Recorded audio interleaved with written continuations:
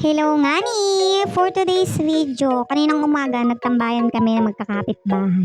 So, yung isa nag-aya, nakaisip pumunta sa may pakuan kasi nga maulan. So, ayan, naglakad-lakad kami. Malapit lang naman siya sa amin. Tapos sabi ko mag-hi sila sa vlog ko. Ayan, at nung makarating na kami, nag-start na kami kumuha. Napakadami nga namang ako kasi maulan nga yan. Ngayong araw, maulan siya. So, ayan, nag-start na kami. Kanya-kanya na muna to. Dito kasi sa probinsya namin, dalawang panahon ang meron. Isang habagatin, tsaka isang amihanin. So, kapag amihanin, taghirap. Kaya ang mga tao, ang takbuhan sa bundok.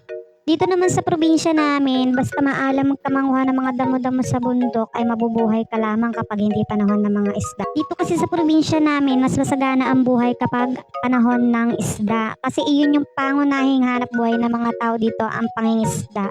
Ngayon naman, ang panahon dito is amihanin, kung saan yung mga tao hindi pwedeng maglayag sa laot kasi malakas.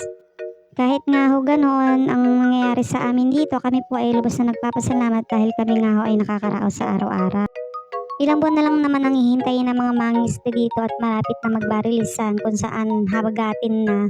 Ngayon kasi hindi pa pwede masyado sila magtagal sa laot kasi talagang lumalakas pa. Siyempre, mas unahin natin yung kaligtasan ng mga mangingisda kasi ang tatay ko ay isang mangingisda at ang asawa ko din, ganun din. Ganun din yung mga nakakasama ko dito sa video, mga asawa nila is mangingisda. Kaya ang mga tilo ng tahanan na muna ang gumagawa ng paraan dahil nga walang ang hanap buhay ang mga haligi ng tahanan kasi hindi naman talaga sila pwedeng lumaot ng malakas. At balik nga ho tayo dito sa aking pangunguha ng pako at tayo napapalayo na sa kwentuhan ay baka ako'y maiyak pati ito. Sabi nga ho ng aking mga kasama ay baka wala na daw ako makuhang pako at panay video na nga lang daw ho ang ginagawa ko. Yun nga ni ang sinama ko dito ho. Ang mag-video lamang. At ayun nga, sinamahan nga nila ako pumunta doon sa kabila at tignan nyo naman ang aking nakuha, napakadami.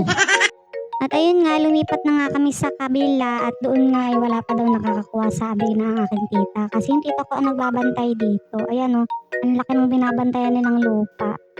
Napakaganda ng Dingalan Aurora, no? Napakasarap lamang tumira dito sa probinsya. Bukod sa tipid, libre pa sa ulam. Diba? Hingi ka lang dyan sa may-ari ay talaga may ulam ka na. O, tignan mo nga yan, oh. Hindi pinatawad, pati yung talbos ng gabi kung anong gagawin na yan.